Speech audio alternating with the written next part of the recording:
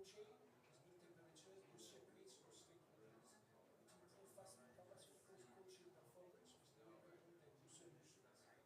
COVID-19 reduced pharmaceutical losses with reorganization and centralization. It opened new routes for integration. Let's explore them, innovate for sustainable pharmaceutical cold chain, and build energetically the positive cold chain. It is we made a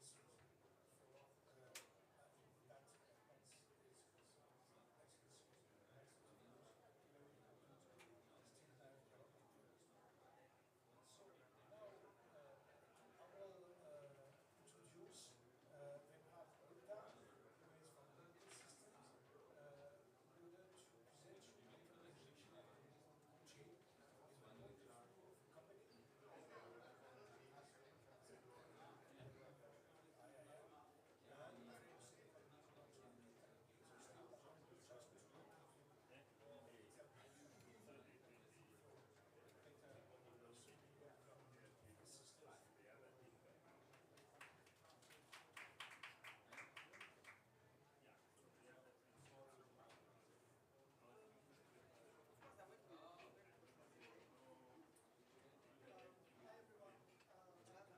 So now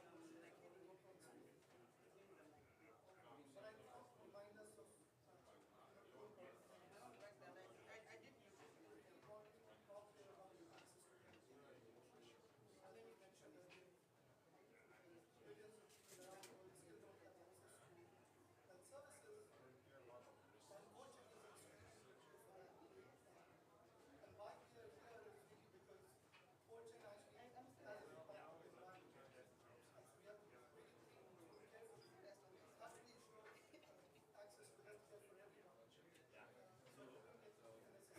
Gupta, who is from Medical Systems,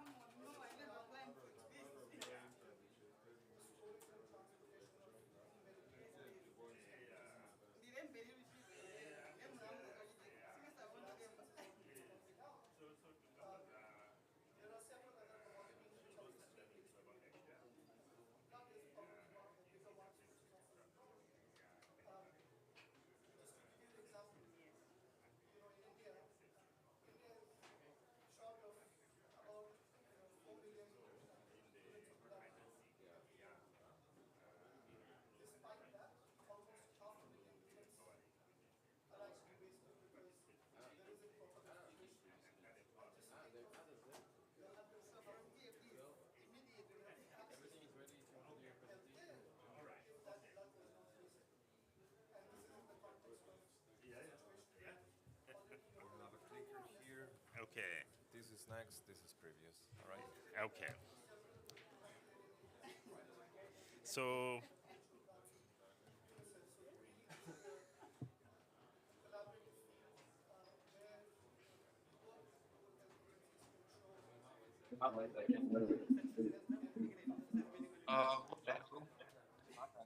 Second Zoom audio. I just going outside. No, we are starting now. It's not going on anymore. You won't show it. Just testing it from the background.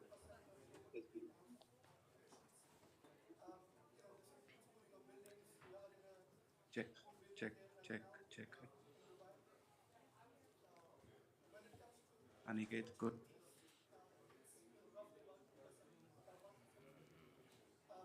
And that includes cold chain for not just healthy commodities, but also food.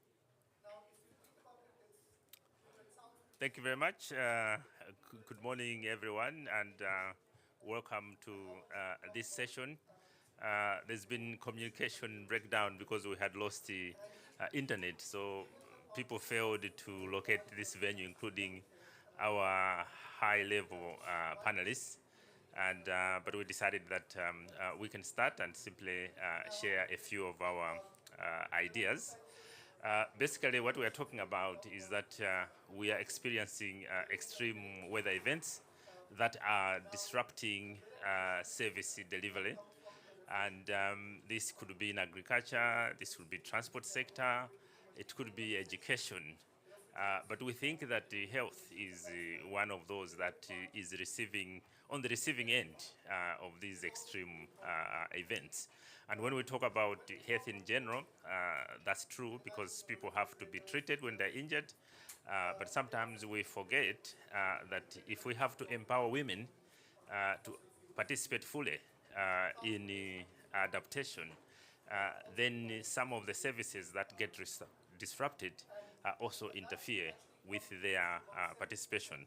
So I have Dr. Elia Zulu here, who is the director of AFIDEP. I will ask him to talk about the need for an integrated approach. And then we have my colleague from Red Cross Society. They have been involved in working with the people that have been affected. So they'll also be able to give a comment, but apologies that we started late and because of the challenges of communication. So over to you, Dr. Zulu.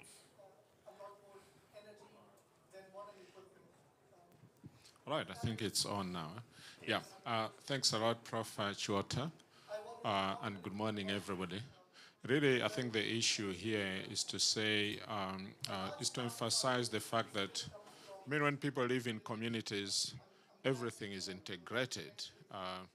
But the way our programming works is that we are structured in silos, not only in government, where ministries are like, you look at health, agriculture, forestry, sometimes you combine with forestry and climate change and environment, but everything is compartmentalized, yet people live one life where shortage of water is connected with food security, is connected with a need for energy at the household level and so on. So the point that we are trying to make here is that there should be more integration of our policies as well as the programs that are implemented.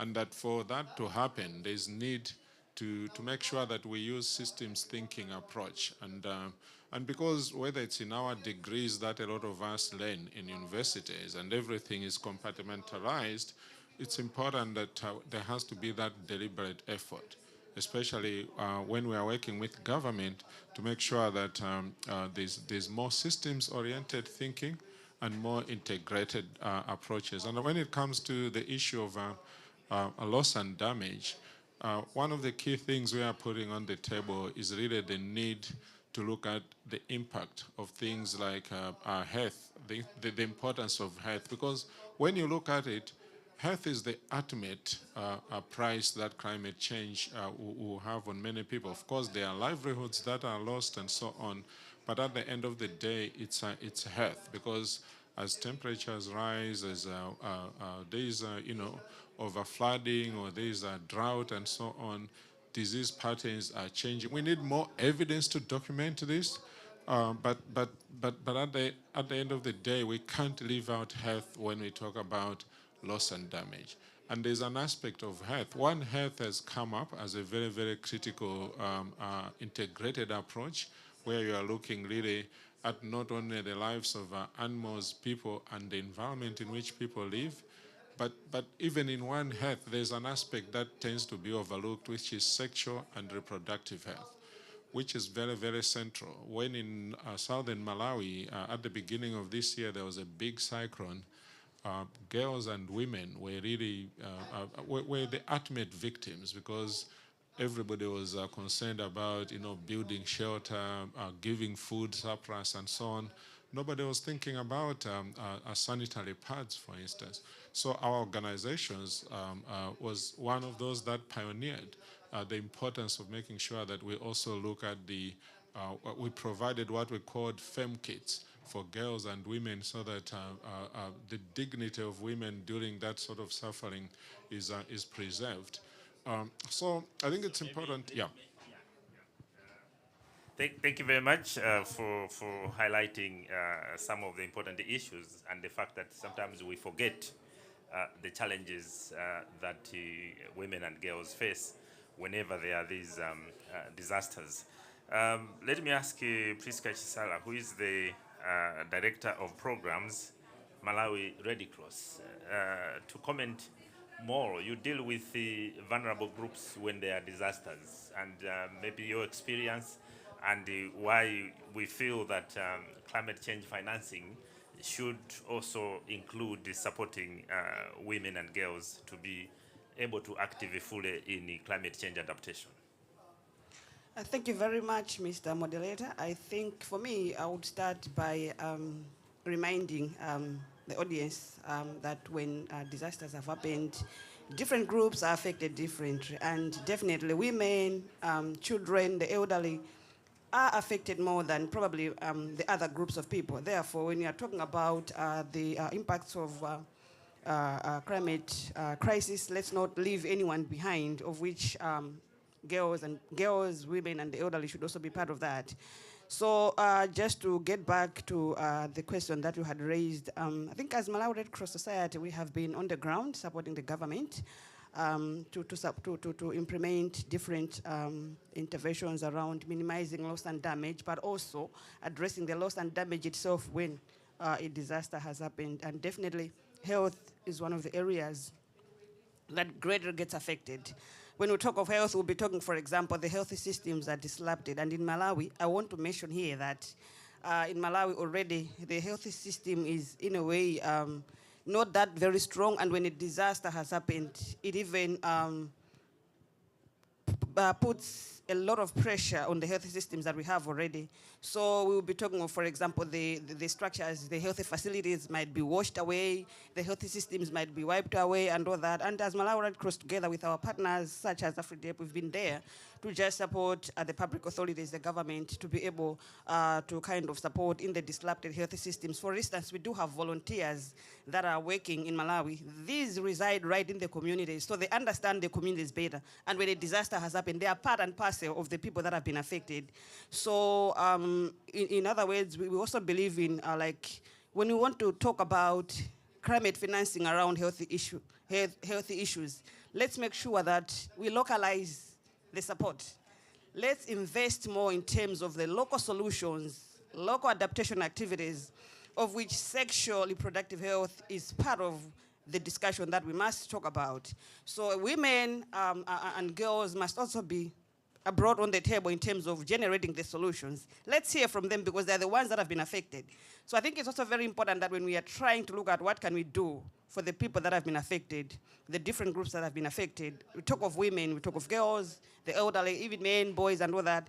Let's put them on the table. So in other words, community engagement and accountability is very critical in our programming. We need to bring them on the table. Yeah. Thank you. Thank you very much for highlighting those issues.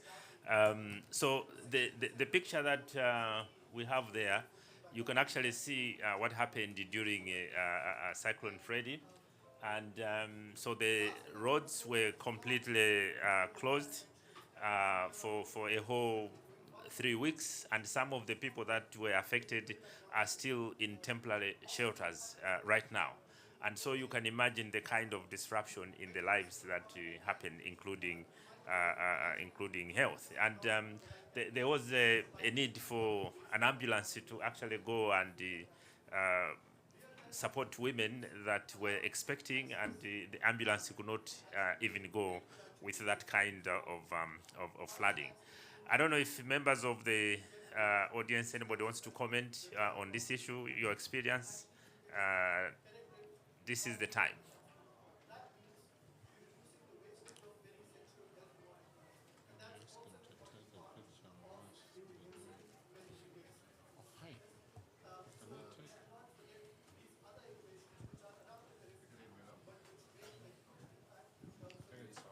Yeah, okay. Okay, so thank you everyone. My name is Samson from the NDC Partnership. I have a question to the panelists. So my question would be like health and climate change. I mean, it's become like very difficult, for example, for even for WHO and others to work on this. But now we are like looking into a more niche area. This is like sexual and reproductive health in loss and damage. This is a very narrow like scope, right? So I want to understand, or if the panel could touch base on the main challenges you faced so far, and if there are any success, only the main part. If you can give us more insight into that, because I feel that this is a very niche area, a very narrow area, and it will be like difficult for you to do like resource mobilization and yeah, finance. So if you can touch base on the main challenge you faced so far, and if there are any successes, if you can share with us. Thank you very much. Anybody else would like to ask before I, yes. Thank you very much. And I'm Peter Katanisa, come from Rwanda. And I also wanted to know maybe more about, apart from the section productive health, but I want to look at health in a broader context in terms of, for example, when disasters strike. There are other critical challenges like diseases related to flooding that are caused by these disasters, that because of the change in the environment and everything. Are you looking at that also in terms of as health issue related to loss and damage related to health?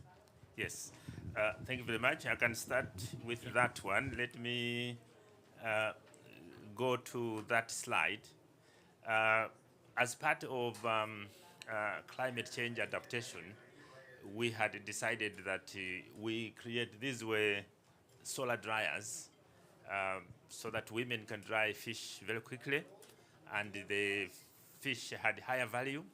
And for the first time, the women were able to open bank accounts. They never had bank accounts before. So with that fund, it means that they can buy fertilizer, and you improve also their farming. So climate change affects food production. And food production is going to affect nutrition, and then it will affect health. So there is that pathway to health through other sectors failing. And so by empowering women who are in Africa, many of the farmers, with the programs that will increase their cash income, you're also increasing their ability to adapt. So Cyclone Freddy that happened in Malawi actually destroyed the infrastructure that had been there for 15 years and was improving the livelihoods of the women. So here they were actually going to inspect the loss of the infrastructure. So it's going to affect their nutrition.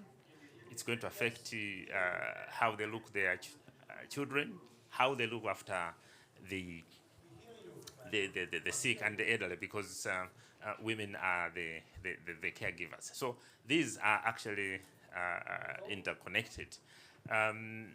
Your question about specifically on sexual and reproductive health, let me push it back to Dr. Zulu to comment. Yeah. So yeah, sexual and reproductive health in the broader scheme of climate change is narrow. Of course, you are right, and I think the discussion here is about health in general.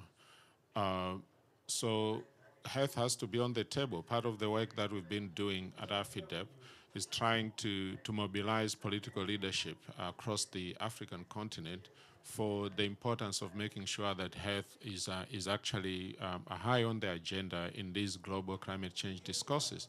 Like in September, we organized the government of Malawi hosted climate change negotiators from across the African continent, where evidence was presented on the health impact, the impacts of climate change on health, why we need to start thinking about having these, what you call climate resilient health systems, that, when you have disasters like this, how are we going to respond quickly? So it's a broad agenda, but I think within that, and there's the main framework that has been used is the One Health framework, and within that, often the issue about sexual and reproductive health is left out. And I think we're talking about the people, the women who are there when the disasters happen, but the bigger issue even is when you look at some of these pictures, why are people living in some of these lowlands that are prone to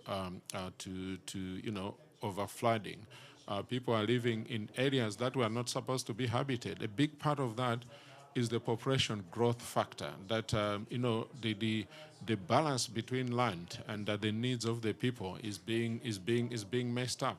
That issue, of course, is not talked about that much because of the sensitivity. People say, you are blaming now the victims of climate change as if they are the ones who are causing this. But the point, really, when you talk about adaptation, you cannot have sustainable adaptation when the pressure on the natural resources is also so high. So the issue about sexual reproductive health is supposed to help when there's universal access to that.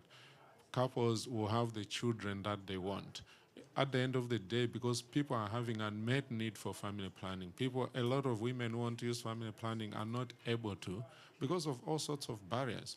And the end result of that is that it's contributing to rapid population growth and undermining that resilience at community level. I think that's the way we are bringing it in. But it's not point to say, let's just say SRH, sexual reproductive health in this bigger thing. It's broadly health, but we want to make sure that within health we don't forget this aspect. Thank you very much. Would you like to comment as well? Yeah, maybe just an addition to the first question where you were checking if when we talk of focusing or investing on health in as far as issues of loss and damage are concerned, I also wanted to just share that, yes, indeed, in Malawi, we do look at a number of areas that get affected in as far as health is concerned. So a very good example is we have been facing climate-induced disease outbreaks year in and year out. Just for your information, early this year, we had cholera outbreak, which affected the entire country. And already that means our health systems were overloaded. So when we empower the local structures like the volunteers, the local level government structures, when we empower them in terms of primary health services, for example, like training them on disease prevention in terms of climate-induced disaster, outbreaks like we talk of, the cholera I've talked about, even malaria. So when they already have this information, it means you already have a pool of people that have the knowledge at that grassroots level.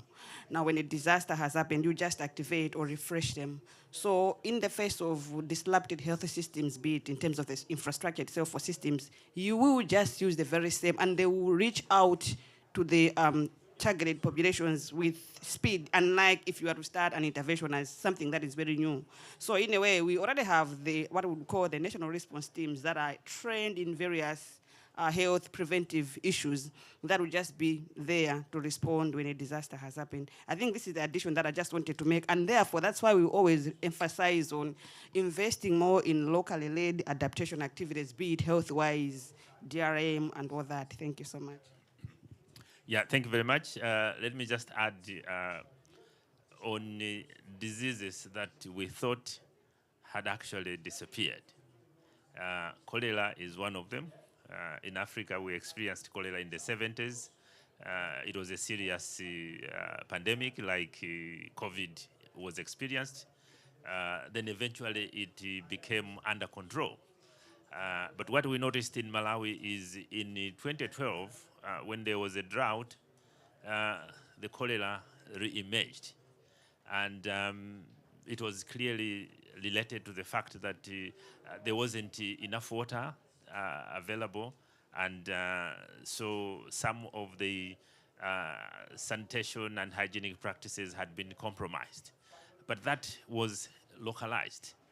Then when we had the cyclone Anna in 2021, then the cholera outbreak affected the whole country. You know, in places where even cholera had been forgotten about, it had come back. So what we are saying is that climate change is going to enhance the re-emergence of diseases that we had thought were under control, but it might also,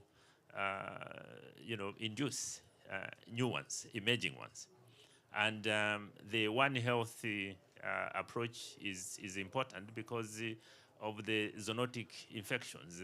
Infections can cross from animals, they can cross it to people, and under these extreme climate events, it means it is easy for these crossovers to happen. So that's why it is important that we take the One Health approach, but also to emphasize that climate change affects countries differently, it affects individuals differently, it affects groups differently.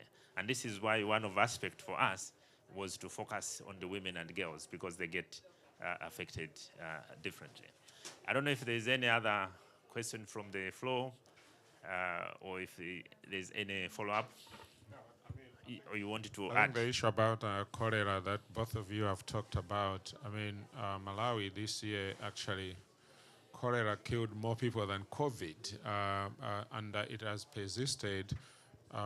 It's been surprising in a way because it even continued during the dry season, but as Professor Chota is saying, it's when they saw cholera spreads widely when there's overflooding, but even when there's drought, and so you're having these some of these diseases persisting, reacting to these immediate sort of impacts of climate. So I think the bigger point here is really just to say we can't really talk about loss and damage without the financing for it, without really looking at the whole issue of health. How do we build resilient health systems that will withstand and help deal with these issues as we go on?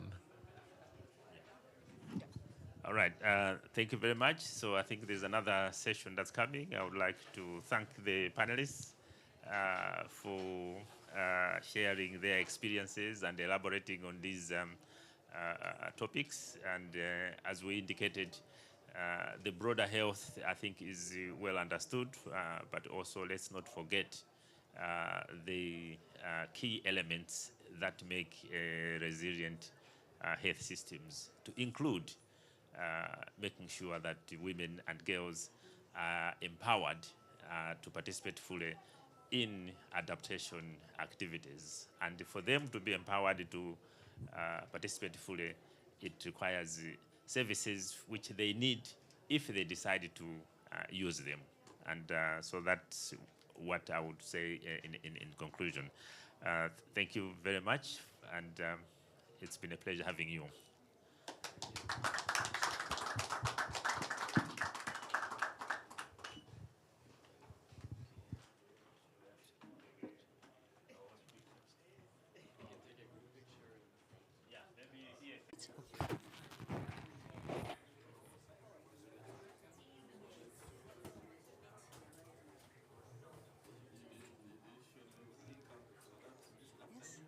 Okay, not like this. Okay.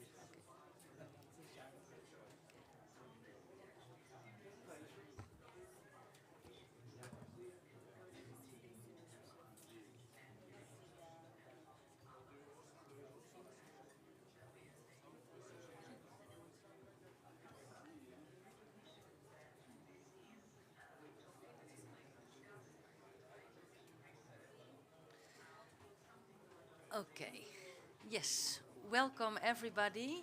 I think we are going to start the session. Some people will still be dropping in. So welcome everybody here in the room and also those joining online. This is a live streaming session. This session is focusing on incorporating youth employment and women's empowerment to implement NDCs, especially in food systems. My name is Annemieke Beekmans. I'm the Global Sector Head of S&V in Agri-Food. And in our midst, we have a distinguished guest. I would like to introduce, first of all, the Minister of State for Agriculture, Animal Industry and Fisheries of Uganda, Mr. Kyagulanyi. He's a member of Parliament for Kigulu North in Iginga district as well. And I would like to invite the Minister for welcoming us to this session, making advantage of him being here. So please, if you... Thank you very much, and thank you, friends, brothers and sisters. You have heard I'm from Uganda. I take this opportunity to welcome you all to this very, very important engagement. I thank the organizers who have made it possible for us to meet. And I hope you traveled safely.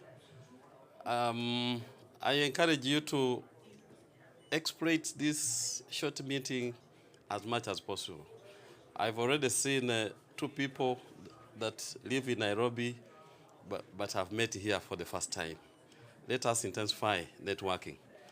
You are most welcome.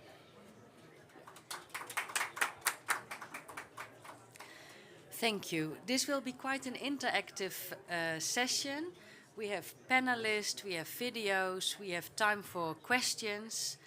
And to open the session, I would like to invite our keynote speaker, Joseph Badevokila. He's the Program Manager for West and Central Africa for the Climate Development and Knowledge Network.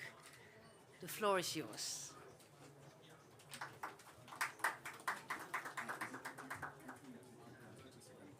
Yes, of course. Thanks a lot.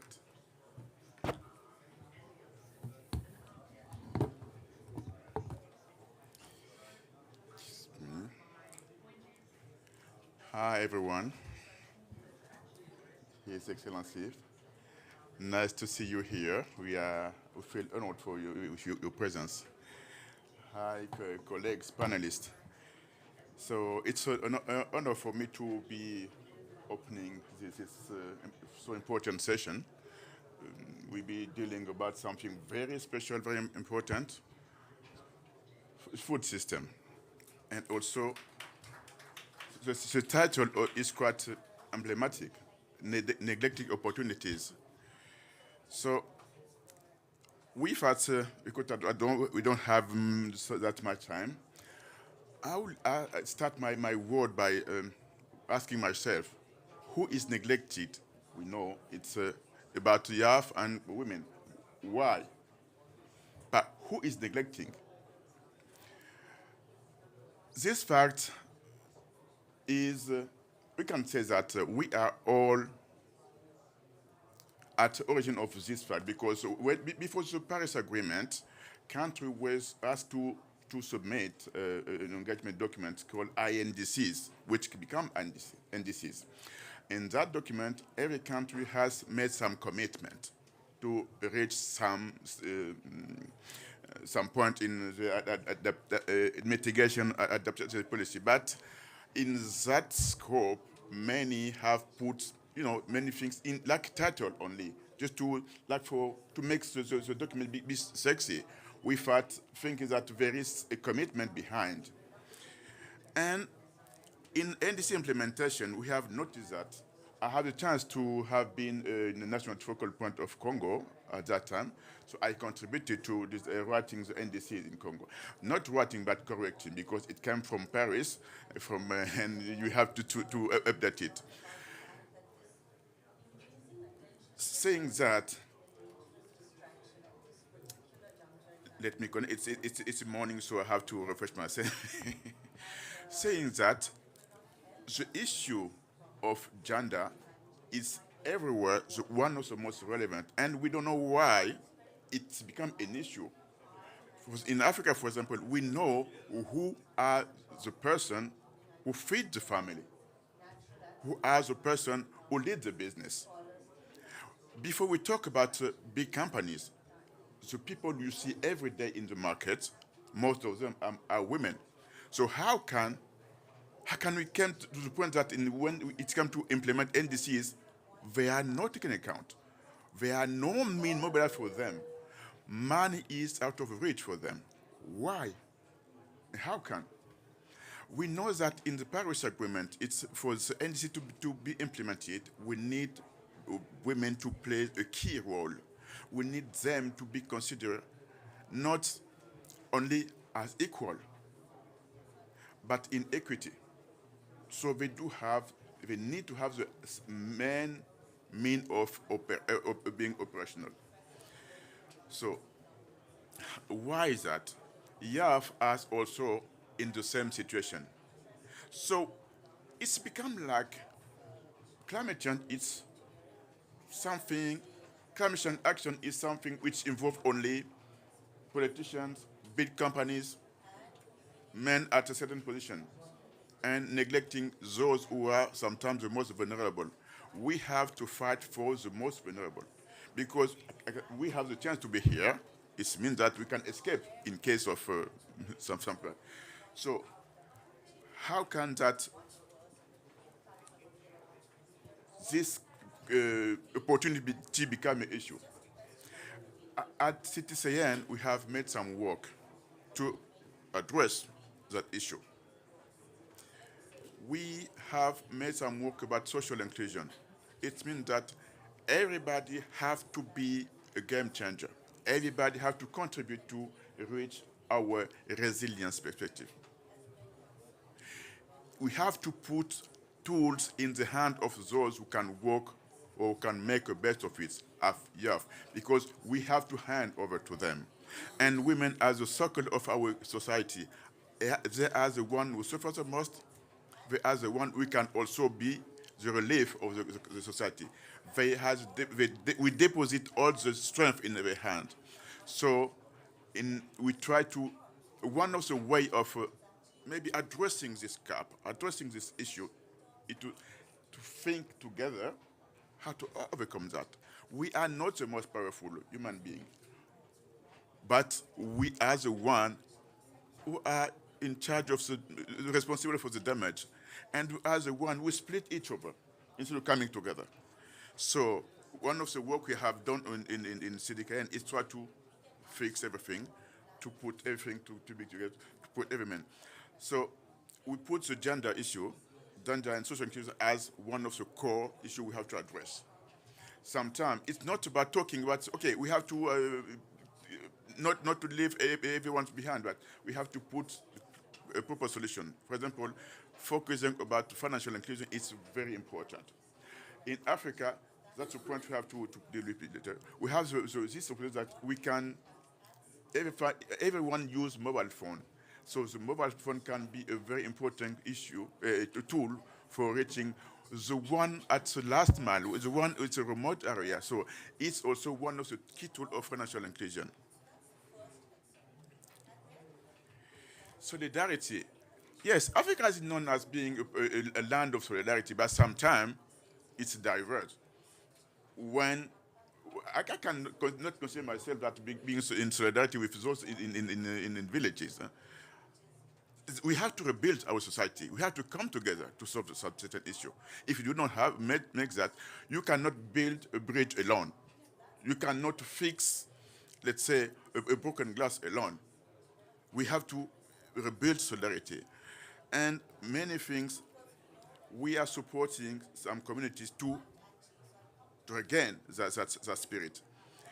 We have to build, we have also make some work on how to give back rights for effective adaptation, to make the adaptation be led by local people, by local communities. That's also our work. We have many stories about resilience. We have supported or have been, let's say, at the basic of. Considering that fact, I think before I hand over to one of the most important people in our system, maybe we should think about how to connect the dots. If we don't make it come together, we lose our opportunity to reach a proper, effective climate action. So to see how effective could be our work, and maybe Constance, you are the best person to tell us what we should do. We have some evidence to share. May I invite you to tell us? We will do that in the panel. Okay, yeah. So that's it. maybe we should think about how to connect the dot. What does the man mean to achieve what we need? So that I think I've said what I have supposed to deliver to you. It's not easy to be short in.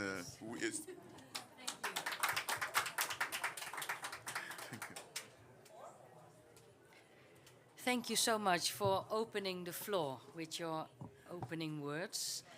And you already said it also in your keynote, the importance of building upon the work of Women's Network, youth organizations, and also policy and research.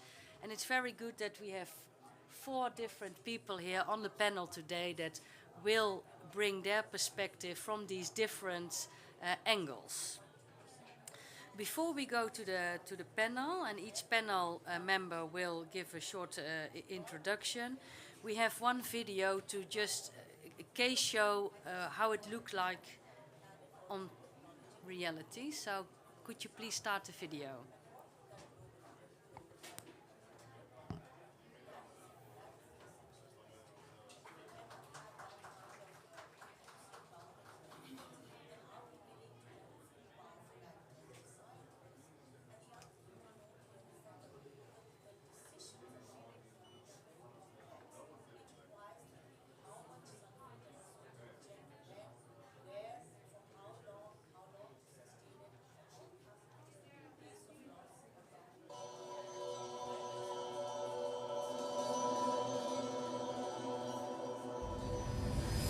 Climate change is real. I think we have to work with the people, the communities, the rural communities who know their problems. In 2010, the landslide which swept several villages shook the whole world.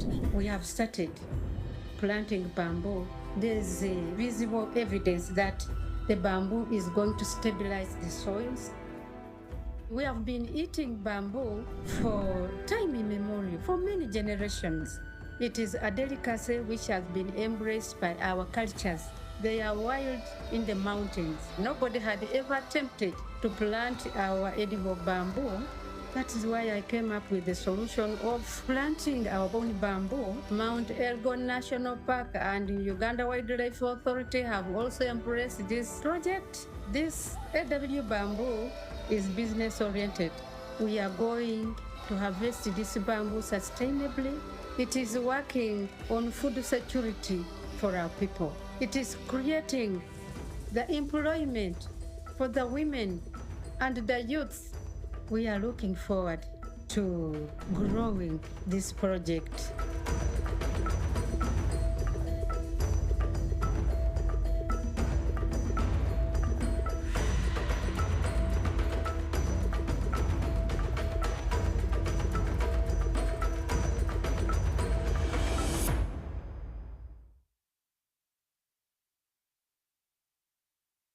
Thank you. So this was a very short video, and it was about a case in Uganda, which brings us a good bridge to our first member on the panel, the minister. Could I invite you to give your view on the top 3 priorities for the government of Uganda related to integrating youth, women, and soil health into policy and practice?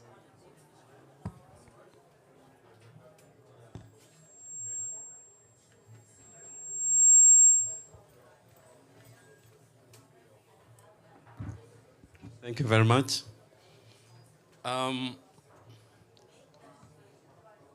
First of all, in Uganda, we have very many laws, we have very many policies, we have very many plans that talk about women and youth. I'll start with the Constitution of the Republic of Uganda that specifically brings out the issue of women and other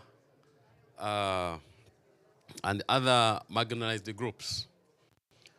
We also have laws relating to youth.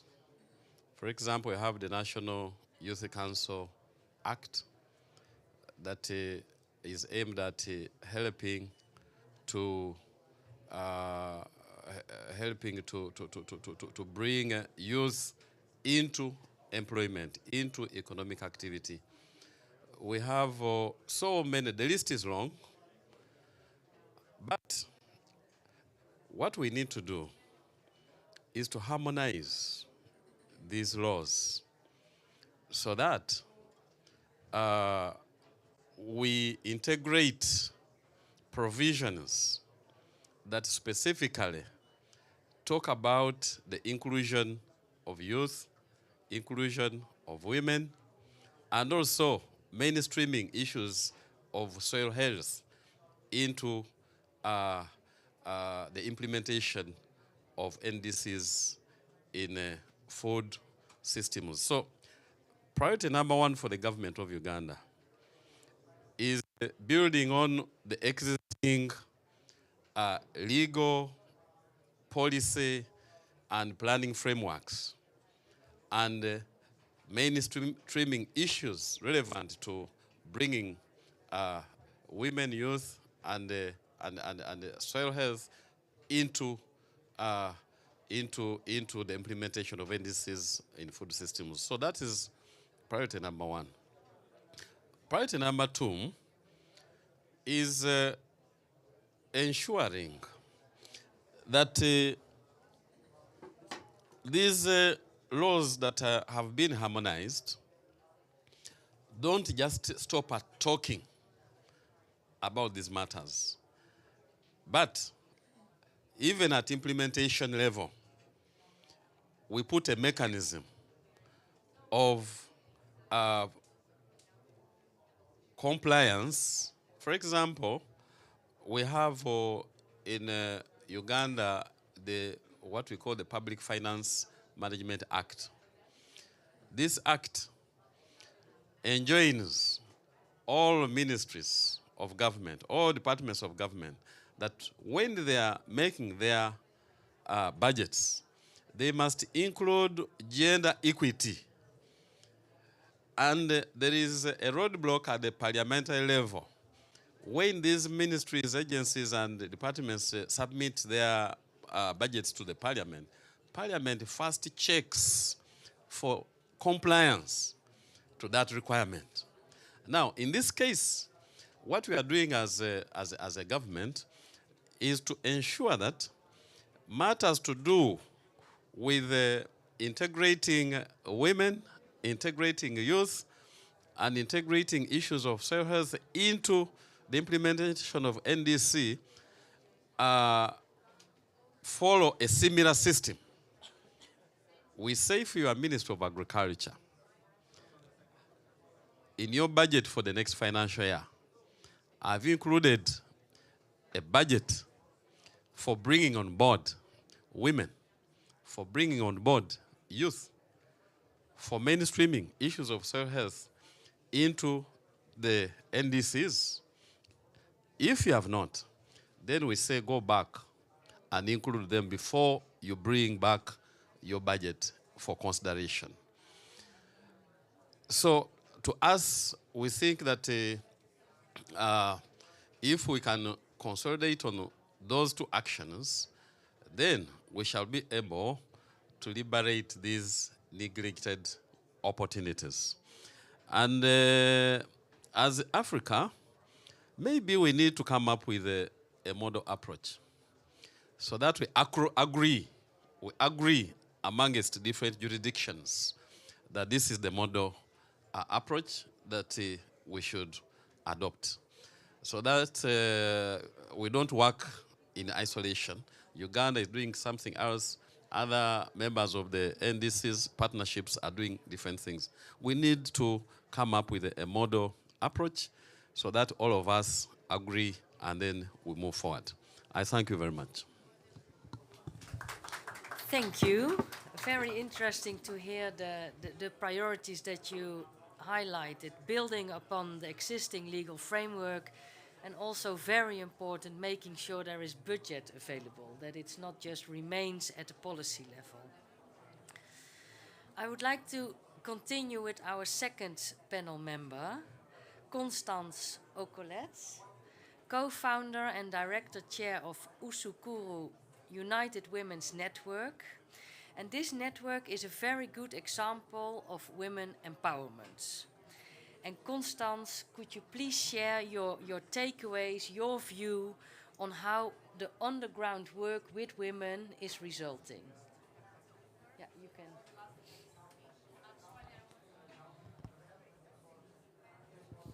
Hello. Just as you have heard my name, it's Constance. I stand in Uganda. Important issues when being talked, you have to stand to show that it is not something simple. I'm very much grateful to be here and to be here with my member of parliament, the minister, and I hope, yes, now I started the issue of forming this group when we saw climate change was working on us seriously. The women were suffering, children were being sold off, the women themselves, domestic violence, the school-going children, most of them were school dropouts. That was 2007. Then we said, no, it shouldn't be like this.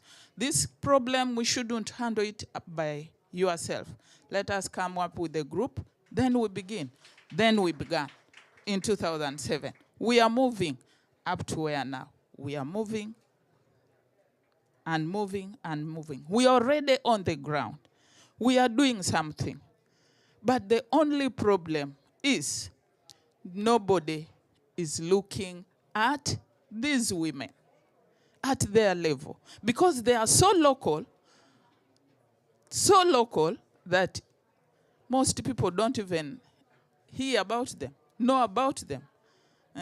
Because today I'm very happy that I've changed a bit and I can be seen as somewhere. Let me ask you one question. Who knows more about the land than that local woman? The land, not the meaning of the land, but the land than that local woman. I think all the living that a human being is living is that local woman and the land.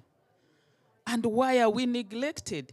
I'm happy that our Joseph has been asking why? Why are we neglected? Why can't we be seen as people? Why can't we be helped? For example, like Usukuru United Women Network. It's a network of 2,000 plus members. We plant trees. We use clean energy for cooking. We conserve the environment. We stop people from using wetlands. But as if most people don't see that. But as for us, we are doing that. I'm happy our minister talked about the bylaws. There are so many good bylaws in Uganda, but they are not implemented. It's not implemented. They are there, very nice and good. It is not. When it comes to agriculture, agriculture is not given the priority. It's given some little funds. Others that are given more priorities. I don't know why. And yet it is the lives of people. People must know that the land and the woman and the youths and the young ones, they are the people who give life to everybody. First of all, we carry you for 9 months. We put you out. We carry you on the back. We carry you here. you poop on us, everything, everything. It is that woman. Why do you neglect her? Huh? Let us understand the meaning of the land and the woman, because without the two, things will not work. Let us embrace, let us work together so that we uplift these women and they can also grow, because they're already there. They want to grow. We want the next generation. We are aging. We are going like that, dying, and then the younger ones shouldn't die. They should, because for us in the talking, we say the young ones makes the forest. Because only not the big trees make the forest. Without those trees down, there is no forest. So we want those young ones to come up and grow, be our next generation, and they also grow another next generation. The world shouldn't just cover up and be closed. Please, I just beg that those women need, let me just talk it out. Those women need money, because you cannot carry hoe from here to Tororo. You cannot carry a tractor from here to Tororo. Just send in your money to those women. They will grow and they will change the world. Thank you very much. Thank you. Very inspiring words. On one hand, taking responsibility by organizing women in networks in providing nutritious and climate resilient food for themselves and the family, and also showing that women are neglected as being part of the solution on climate resilience in food systems. So very interesting, this perspective from the Women's Network. Our following panel member is representing the voice of youth. Simon, can I ask you to take the floor and share your perspective on youth inclusion in the planning and implementation of climate adaptation, especially concerning food systems? Thank you. As a young people, we normally deeply concerned with the climate crisis and impacts of climate change, which is going to happen on our future. And currently now we are experiencing those impacts. So by saying this, actually, we normally deserve a seat on the table, especially on the planning and the implementation of these climate change and adaptation policies. So as young people, we have limited knowledge concerning issues of policies, but this cannot be an excuse to be left aside. So we need to be capacitated so that when we are being engaged in these platforms, so that we have a meaningful participations. As we know that we are the generation that we are going to inherit consequences which will happen depending on today's actions. So we need to be valued and have a safe and inclusive space when being engaged in these climate spaces. So normally we advise in our government that we need to have a youth advisory boards that actually is formally recognized in the decision-making levels. And also another thing that actually we insist as youth, in the implementations of NDCs, especially young people who are engaged in a small-scale farming, the NDCs must put these young people at the center during the implementations and the planning of these NDCs, so that when we have those ideas and fresh perspectives, because youth normally we have a unique perspectives on challenges and opportunities that normally lies ahead that might happen due to the climate change impacts and crises. Thank you very much. Thank you, Simon. And I'm really proud that Simon is also our intern at SNV. I do want to mention that. It's really good to have him on board. I would like to go to the last person on the panel, last but not least, I would say, Lee Winowicki. She is the Global Research Lead for Soil and Land Health at C4ICRAF, based in Nairobi, Kenya, and she co-founded the Coalition of Action for Soil Health. And we heard now different perspective, policy, women network, youth, and it would be really interesting to hear your perspective, key takeaways from the research parts. Great, thanks, Annemieke. I'm so happy to be here because I agree. We all need to work together. We need to stand with Constance and work with women, policy, youth. And one of the key things that we've observed from the research perspective is that there's an opportunity to include soil health in the NDCs, yet very few countries have done this. And we reached out to these countries to understand why. And it turns out they need support on the data, on the evidence of how agriculture, land management is impacting soil health. So as researchers, we need to listen. We also need to provide up-to-date, accurate information at the time that it's needed. So we cannot be slow in our evidence generation, but we really need to be providing this information when decision makers need it, when they're reporting on their NDCs. So it's really a call to action for all researchers to change our behavior, to use innovative tools to provide robust, accurate information, but in a timely manner. And in terms of soil health, we already know what these key indicators are, and we know that soil organic carbon is a key indicator of soil health. It influences so many other properties, water holding capacity, provides nutritious food, and we know how to measure it, we know how to map it, and this is a huge component for combating climate change and for adapting to climate change by increasing the soil organic carbon.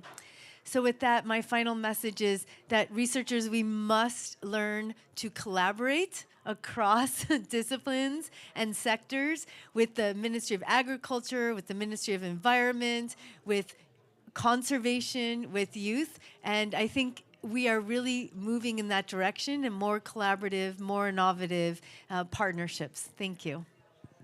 Thank you so much, Lee. So we heard different perspectives here from the panels. So if there is now time for questions or observations from the public here, but also from those online.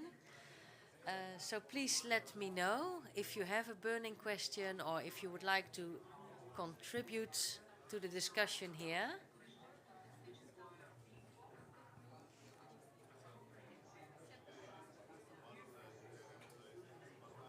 Yes. Hi, I'm Jamie Davenport. I'm from Indiana University, and I've been researching soil carbon sequestration to meet nationally determined contributions.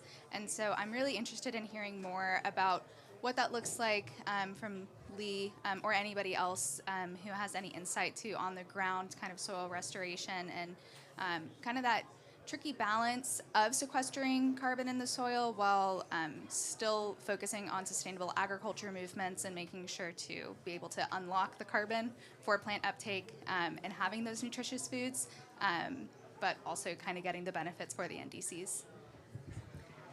Thank you. Lee, do you want to take that question? Yeah, that's a great question. So first, we produced 6 policy briefs with 6 African governments to look at opportunities for incorporating carbon and soil health into the NDCs. And what we've also found is one intervention is not enough. In some of these agricultural systems, the soil is so degraded. 65% of the soil in African agriculture is degraded. So we need many more interventions than we previously thought. It's not just about cover crops. It's not just about agroforestry. It's about cover crops, agroforestry, mulching, manure application, erosion control, terracing, all these interventions. Because the very first thing that we have to do in order to increase soil carbon is to stop the soil from leaving the farm. So we need to stop erosion and then start building the soil. In terms of your question about locking it, I don't think that's an issue. Right now, we're nowhere near saturation in terms of the soil carbon content in the soils. So we can continuously input manure, green cover crops into the soil, organic material into the soil. Some of that will be sequestered, but a lot of that will also be utilized by the plants to have more nutritious food. So that's why we need to continuously input. On a final note, Dr. Lau always says, think of the soil as a bank, our bank account. You can't keep taking from it. You have to remember to put it back. Put back the nutrients, put back the organic material. Thank you. Very good answer. The last one I think I remember. Other questions or contributions from the audience? I'm looking behind if we can see the online questions coming in. Okay, then I would like to ask our very distinguished Dr. Evelyn Namubiru Mwaru, Director of Program Quality in Africa Country Offices of WW International, asking you to reflect on the key takeaways of what in this session has been discussed. Please, the floor is yours.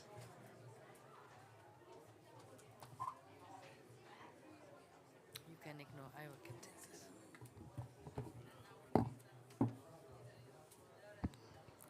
Thank you so much for having me. It's indeed a great pleasure to stand here before you and try to summarize the truly interesting discussions that have taken place this morning. And thank you for inviting me to wrap up this session with a few comments. I should say that my name is Evelyn Nambiru Mwaru. I'm a Director for Program Quality, WWF Africa Country Offices. I'm based in Kenya, Nairobi, and I lead resource mobilization, program design, and quality assurance processes for Africa. I should say that in my background, I am a gender specialist, a climate change specialist, policy and strategy specialist. So these discussions are truly close to my heart, and I enjoyed them. I want to commend the team that organized this session because I see that it is carefully thought through.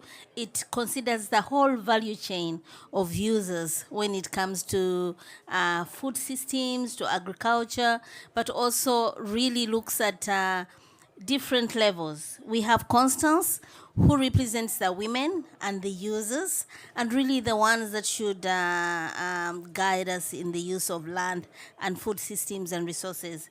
And then we have Simon, representing the youth, an integral component of the communities that use these resources. And then, of course, Honorable Fred, who's representing the government and policymakers.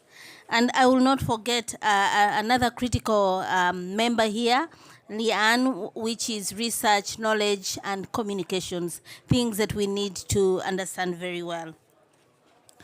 Before I go on to summarizing what has been said, I wanted to actually bring up a few points that we need to consider carefully. One is that women and youth make up a significant portion of agricultural labor force.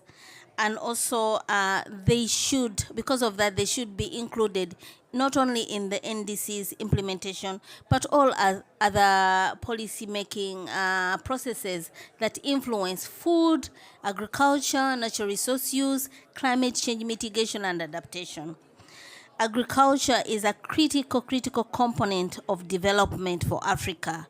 And many, as you may know, a big percentage of the population really depends on this for their livelihoods. And provision of food, not only for food security, but nutrition, is a critical component that needs to be considered. I had some really basic, interesting statistics to mention. For example, more than 1 of the 4 young people in Africa, that is approximately 72 million, are not in employment, in education, or training. And 2/3 of them are young women. This is one of the most challenging socioeconomic problems we have on the continent. I know that many of you would know that Africa has what is called the youth bulge, where it has the youngest population in the world, with over 60% of the people under the age of 25. This means that over 2 million youth in Africa exist. Youth unemployment rates in Africa are extremely high, ranging over 20% across the continent, while in some countries they go as high as 70 to 80%. So we have a problem. How do we engage the women and the youth, considering the significant and critical role they play in agriculture? How do we ensure that their needs and aspirations are taken into consideration? And of course, I cannot forget to mention the fact that women and youth really have a greater understanding and connection to our resources, including agricultural lands. In many countries, you'll find that the youth actually are the ones driving the agricultural agenda, or at least making it a more modern process.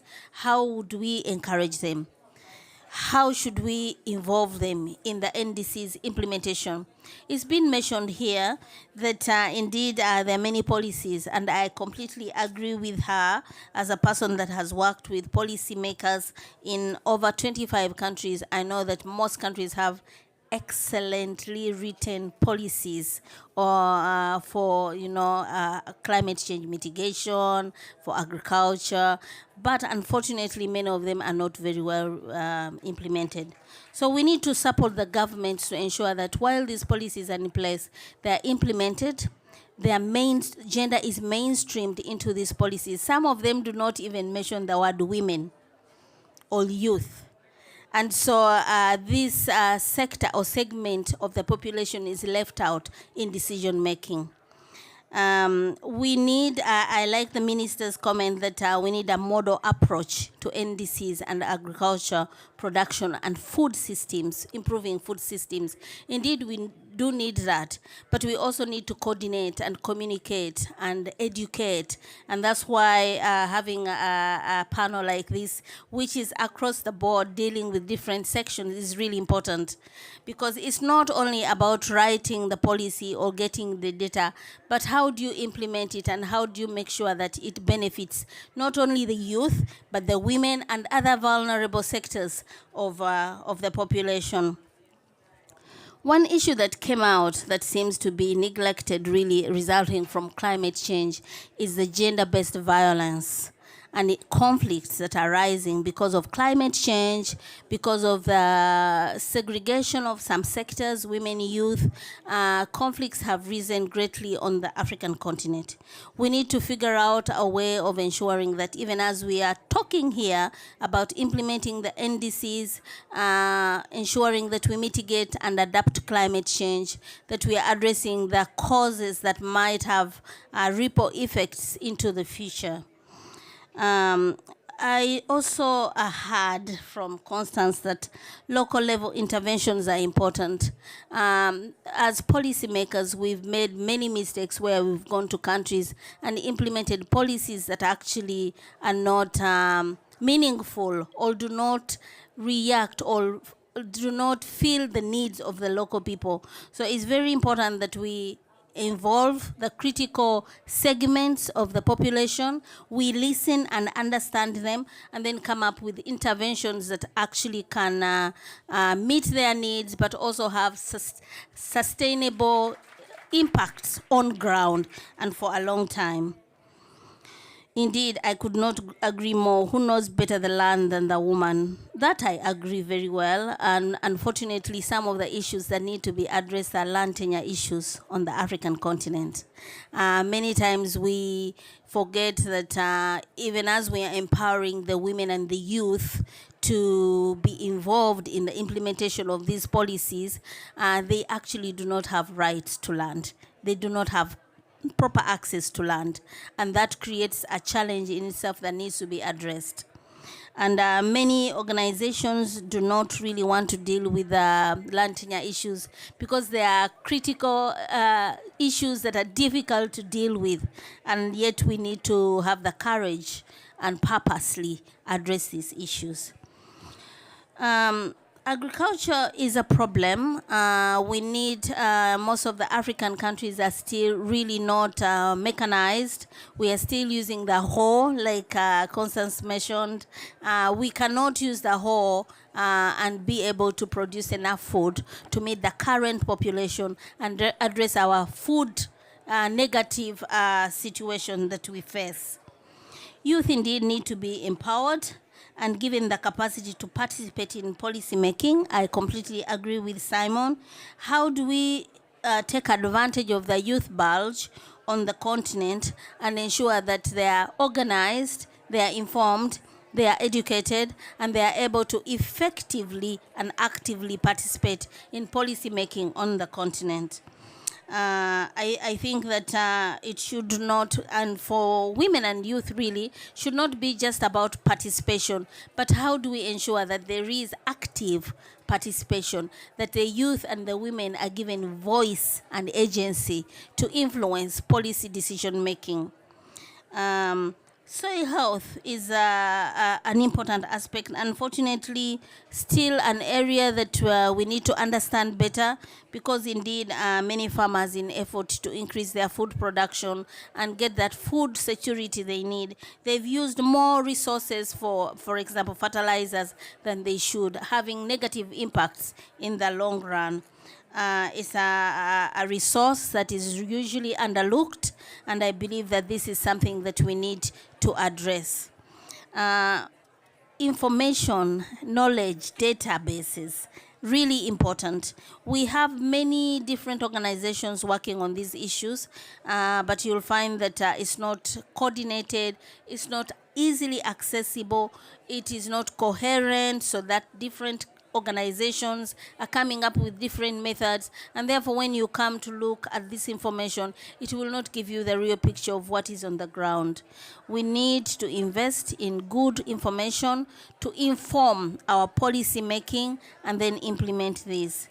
Collaboration could not be more emphasized. I really think that the challenges we face in climate change, in agriculture, in the implementation of these big frameworks, NDCs, Global Biodiversity Framework, etc., cannot be done by one individual, cannot be done by a few organizations. We need to be very well coordinated, and we need to be very come with goodwill to support each other's efforts so that we are successful in the end. Climate change is happening, unfortunately, in many of these countries. What we need to do is to come together and, as much as talking is important, really step out of the discussions and start acting on these issues that are so critical for us all and for our future generation. Thank you so much.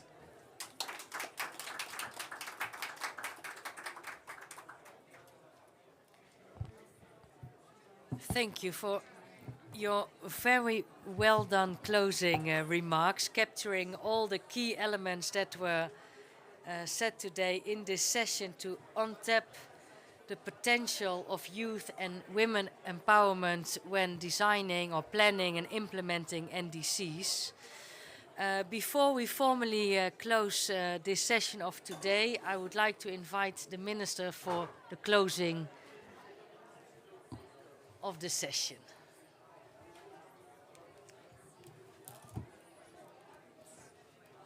Yeah, thank you very much, moderator.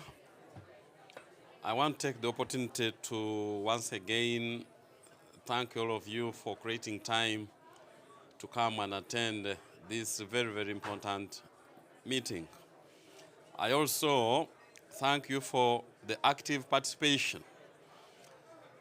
I know that a few of you walked in a bit late, probably because of the distances between meeting places. I hope that when we close here, the actual engagement will actually start. In other words, the closure of this meeting should open another session, a session of engagement. A session of engagement between those that have participated but also bring on board that those that are virtually participating, also bring on board other members of the NDC partnership that may not have made it. And finally, I want to request that the very, very, very captivating summary given by Dr. Namobiru is put together and probably shared with all of us so that we have a reference as we go back home. With those few remarks, I take the honor of closing this engagement. Thank you very much.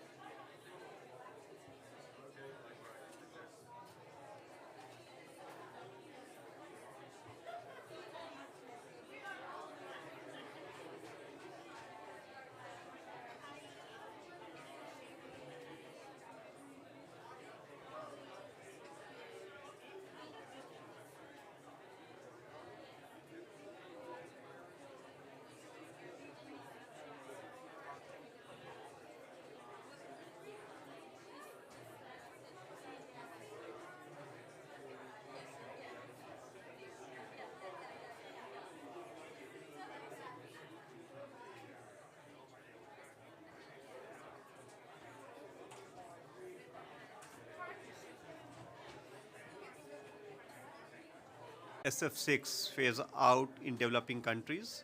I would at the outset like to thank the NDC Pavilion to allowing us to host this event. Means this event is organized in partnership between UNEP, the European Commission, and the German Ministry. This is a very important topic for the future, SF6, because of various reasons, and we would like to utilize the time here and the opportunity here to find out more about how SF6 contributes to the global climate change, what should be the, how we can phase it out, what are the advantages, and what are the technologies related to it. Just to introduce myself, I am the acting director of the Climate Technology Center and Network, which is the implementation arm of the technology mechanism. And as CTCN, we are keen to support this program and move forward with the countries. Just as a kind of an opening remark, means this 1 hour session is divided into 2 parts. We'll have some keynote addresses, then we'll have a scene setting which is going to be online by Mark Kushel, who is the head of international standardization at Grid Technologies of Siemens Energy. And then we'll have a panel discussion to conclude. The goal of the Paris Agreement is to limit global warming, and limit global warming well below 1.5 degrees centigrade, preferably compared to the pre-industrial levels. And decarbonization of the energy sector is one of the main priorities. Sulfur hexafluoride, as we call SF6, is one of the lesser known F gases. Means there are many F gases we know about and we have been discussing it, the world has been discussing it, but SF6 is rarely mentioned, and SF6 is of extreme importance, specifically in the energy sector, for the energy sector decarbonization. It is used in electrical equipment, in transmission and distribution grids, and has a global warming potential of 24,300. Now, everyone talks about methane. Methane has a global warming potential of just 24. So this is something like 10,000 times more. It has 10,000 times more global warming potential than even methane. So, and this is the main source of insulation which is used in switchgears and many other equipments, because it has the property which avoids the dielectric, or which allows a kind of an insulation and is deployed in switchgears in any country around the globe. And this SF6 is going to become more and more, or it is going to be used more and more, because the world is moving towards a green grid which is based on renewable energy. And when it is based on renewable energy, it also means that you have to integrate this renewable energy into the main grid. And this is the trend which has been followed in the countries. And when you are trying to interconnect, definitely there would be a much larger use of switch gears and things like that. So the amount of SF6 in the electrical equipments is set to grow. According to IEA, global renewable energy capacity is expected to increase by almost 2,400 gigawatt hours by 2027. And by 2050, the total length of power network needs to be more than double to accommodate the growing demand.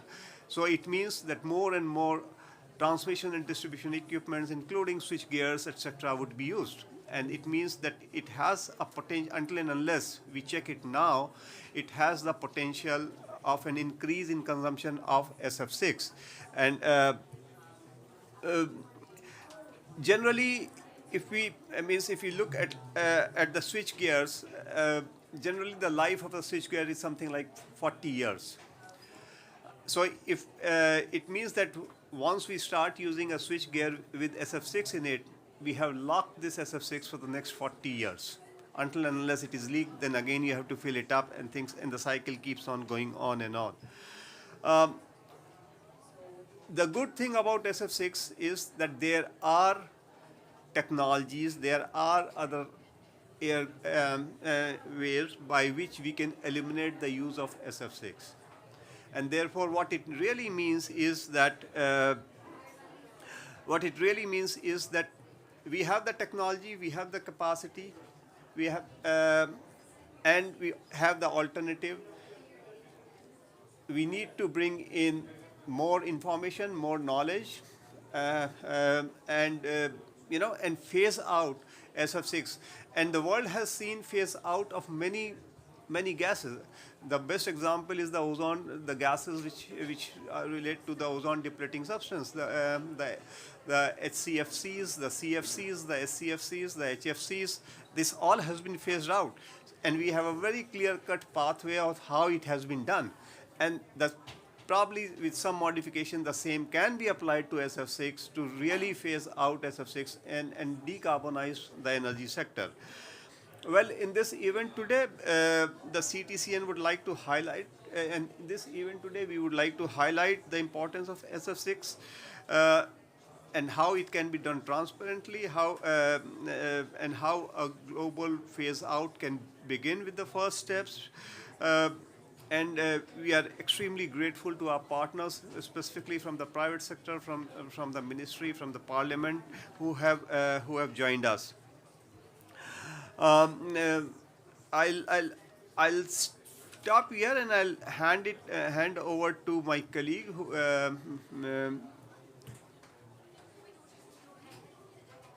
Dietram or Arnold to provide a keynote presentation on this particular topic. Arnold, the floor is yours.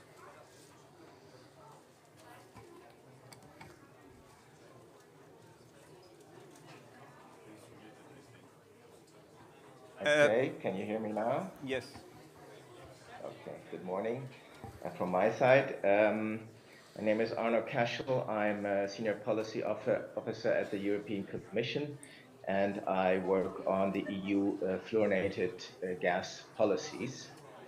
So I wanted to, okay, I think you will have to share because I'm not allowed to share, unless you enable me, the host, please.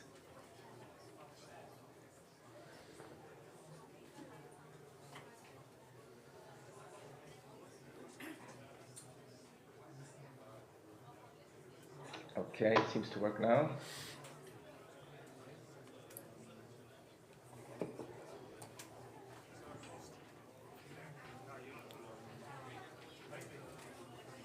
Okay, here it comes. Okay, so what I wanted to show you, I hope you see my screen now. Yes? I cannot see you, but I assume that you do. Yes, we can see. Okay, thank you. So I wanted to speak a little bit about the example of the EU and the regulatory measures that we have taken very recently, or we are in the process actually of taking them on SF6 because of the properties, as Rajiv mentioned initially, that SF6 is a very important greenhouse gas. So you see this once more on the left side of the slide. While many of the fluorinated gases have global warming potentials in the thousands, and you see a couple of the most common ones displayed on the left side, SF6 still tops it all at 24,300, which is the latest figure from AR6. So it is a very, very potent greenhouse gas, and it stays in the atmosphere for 3,000 years thereabouts. So that's a big concern. And you see on the big pie chart in the middle that when we look at the fluorinated greenhouse gases only in the EU, that of course the HFCs continue to be the most relevant ones, even in CO2 equivalents. So about 2/3 are HFCs, but HFCs are already controlled under the Montreal Protocol, under the Kigali Amendment. The green part, the 21%, that's the SF6. So you see it is still a sizable chunk of this gas where we have supply of this gas to the EU market, and that can then, of course, eventually leak into the atmosphere. If you look at the smaller pie chart on the right, you see by uses, again, the refrigeration, air conditioning sectors, which is the HFCs, that's the biggest chunk. But the purple one is the electrical equipment, and that is SF6 used in switchgear. It's about 15% of the uses of the fluorinated gases in the EU is in this sector. The SF6 has also some other uses in the semiconductor production and also in industrial applications. There in the EU, we have also some restrictions, some prohibitions of use on SF6. There is also the way under the Industrial Emissions Directive and the so-called Sevilla process to regulate any emissions of greenhouse gases in industrial applications where this should occur. So SF6 can be regulated there also. And I understand that also some other countries, the Sevilla process is in principle an EU legislative process, but I understand that other countries are also aligned with this.